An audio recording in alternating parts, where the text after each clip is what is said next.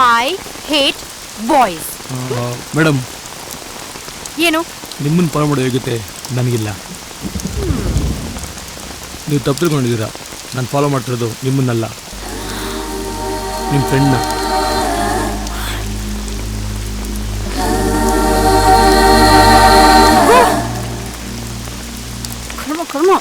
ಮಾಮ, ನನಗೆ ಯಾಕೆ ಹಿಂಗೆ ಆಗ್ತಾಯಿದೆ? ಅವಳು ಛತ್ರಿ ಬಿಸಾಕ್ ಹೋದಾಗಿಂದ ನನ್ನ ಉಸಿರೇ ನಿಂತೋಗಿದೆ.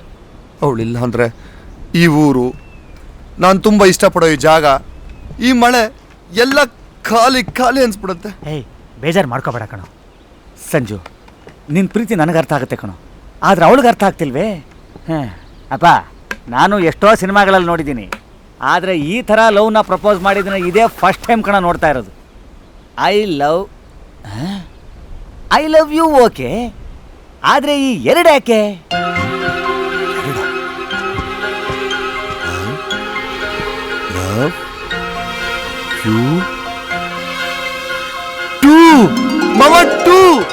ಸಂಜು, ನಿನಗೆ ಹಿಂಗೆ ಆಗಬಾರ್ದಾಗಿತ್ತು ಕಣ್.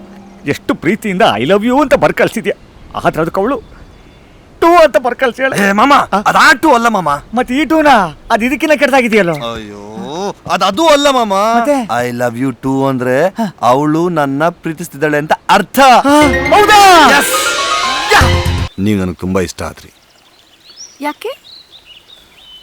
ಅದು ಯಾವುದೋ ಭಿಕ್ಷುಕಿ, ಯಾರ್ದೋ ಮಗು, ನಿಮಗೆ ಸಂಬಂಧನೇ ಇಲ್ದಿರೋ ಒಂದು ಜೀವಕ್ಕೆ ನೀವು ಅಷ್ಟೊಂದು ಅಕ್ರೆ ಪ್ರೀತಿ ತೋರಿಸ್ತೀರಾ ಅಂದರೆ ನಿಜವಾಗ್ಲೂ ಈ ಜಗತ್ತಲ್ಲಿ ನನಗೇ ಅಲ್ಲ, ಯಾರಿಗೆ ಬೇಕಾದರೂ ನಿಮ್ಮ ಮೇಲೆ ಪ್ರೀತಿ ಹುಟ್ಟುತ್ತೆ. ಅದು ಯಾರನ್ನೋ ಅಷ್ಟೊಂದು ಪ್ರೀತಿ ಮಾಡೋ ನಿಮ್ಮನ್ನು ನಾನು ಮದುವೆ ಮಾಡಿಕೊಂಡ್ರೆ ನನ್ನ ತಾಯಿನ ನೀವೆಷ್ಟೊಂದು ಪ್ರೀತಿಸ್ಬೋದಲ್ವಾ? I love you, Sanju. I love you.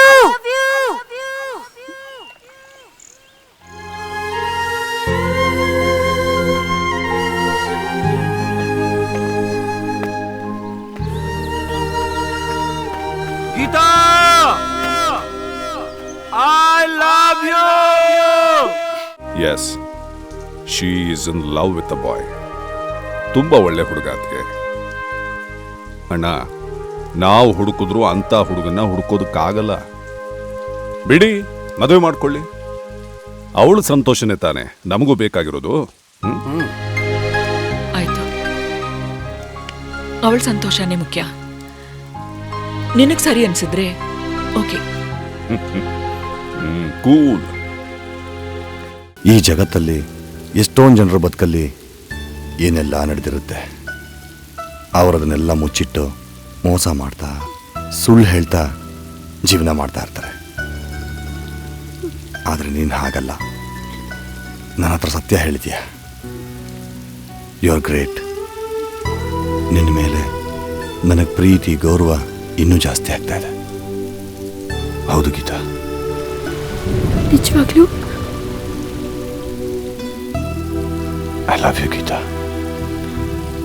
I love you forever. ನಾಳೆ ಬೆಳಿಗ್ಗೆ ನನಗೂ ನಿನಗೂ ಮದುವೆ. ಸಂಜು ವೆಡ್ಸ್ ಗೀತಾ.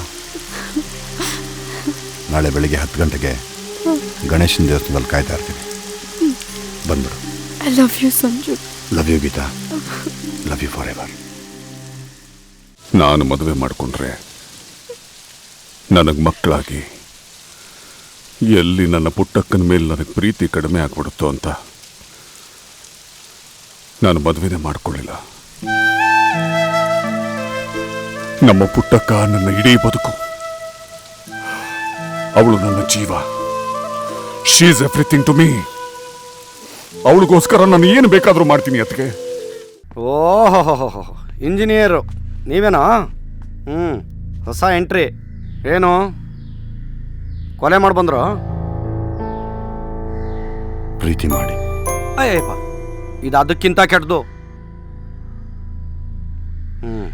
ನೋಡಪ್ಪ, ನೀನು ವಿದ್ಯಾವಂತ. ನಿಮ್ಮಂತವ್ರು ಇಲ್ಲಿ ಜಾಸ್ತಿ ದಿನ ಇರಬಾರ್ದು. ನಿಮ್ಮ ಮನೇಲಿ ಯಾರಾದರೂ ದೊಡ್ಡವರಿದ್ದರೆ ಅವ್ರಿಗೆ ಹೇಳಿ ಲಾಯರ್ ಹತ್ರ ಮಾತಾಡಿ ಮೊದಲಿಲ್ಲಿಂದ ಆಚೆ ಹೋಗೋದು. ಹೋಗಪ್ಪ, ಸಾಹೇಬ್ರು ರೌಂಡ್ಸಿಗೆ ಬರ್ತಾರೆ, ಸೆಲ್ಗೆ ಹೋಗು. ಎಲ್ಲಾನು ನನ್ನ ಹತ್ರ ಹೇಳ್ಕೊತಿದ್ ನನ್ನ ಮಗ ಯಾಕೋ ಅವನ ಪ್ರೀತಿ ವಿಷಯನ ಮುಚ್ಚಿಟ್ಬಿಟ್ಟ.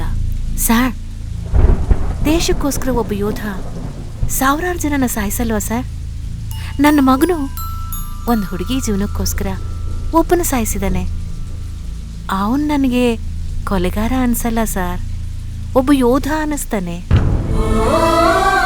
ಸರ್, ಎಲ್ಲೋ ಒಂದು ಮೂಲೆಯಲ್ಲಿ ನನ್ನ ಮನಸ್ಸು ಹೇಳ್ತಾ ಇದೆ, ನನ್ನ ಮಗ ಬಂದೇ ಬರ್ತಾನೆ ಅಂತ. ಬರ್ತಾನಲ್ವಾ ಸರ್? ಆಹಾ, ಏನ್ ಲಕ್ಷಣವಾಗಿದ್ಯಪ್ಪ. ನೀನ್ ಲಕ್ಷ್ಮಣನ್ ಮಾಡ್ಬಿಡ. ಯಾಕೆ ಇನ್ಯಾವ್ದು ಮಾಡ್ತೀಯಾ? ನಾನು ದುತ್ಲಾತ್ನ ಮಾಡ್ತೀನಿ. ಎಂಥದ್ದು? ಈ ಲಂಗ ದಾಕೆತ್ತು ತೀರ ಎಲ್ಲ ಲಗ ಲಗ ಲಗ ಲಗ ಲಗ ಲಗ ಲಗ ಅಂತ ಹೇಳಿ ಅಲ್ವಾ, ದುತ್ಲಾತ್ನ ಲಗ ಲಗ ಲಗ ಲಗ. ಓ, ದುಶ್ಯಾಸನ. ಅಯ್ಯ, ನಿನ್ ನಾಲ್ಗೆ ದರ್ಬೆ ಹಾಕ್ಸ್ಬಿಡ. ನೋಲಪ್ಪ, ನೀನು ದುತ್ಯಾತನ ಮಾಲ್ಬೇಲ, ಲತ್ಮನನ್ನೇ ಮಾಲು. ಎಂಪಿ, ಮಾಂಸ ಪರ್ವತ. ಸ್ವಾಮಿ ವಿವೇಕಾನಂದ್ರ ಏನ್ ಹೇಳಿದ್ರು? ಅವ್ರು ನಾನು ಸಿಗ್ಲೂ ಇಲ್ಲ, ಏನ್ ಹೇಳೂ ಇಲ್ಲ. ಇಡೀ ಜಗತ್ತಿಗೆ ಹೇಳಿದ್ರಲ್ಲೋ ಹೇಳಿ ಎದ್ದೇಳಿ ಅಂತ, ಇನ್ನೂ ಮಲಗೆ ಇದೆಯಲ್ಲೋ. ಅದು ನಮಗೂ ಗೊತ್ತು, ಎಷ್ಟು ಗಂಟೆಗೆ ಹೇಳಿ ಅಂತ ಏನ್ ಹೇಳಿಲ್ಲ. ಎಚ್ಚರ ಆದಾಗ ಎದ್ದೇಳ್ತೀವಿ ಹೋಗಿ. ನಿನ್ನ ಹತ್ರ ಮಾತಾಡ್ತೀನಲ್ಲ.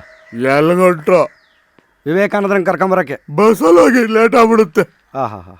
ಉದ್ಧಾರ.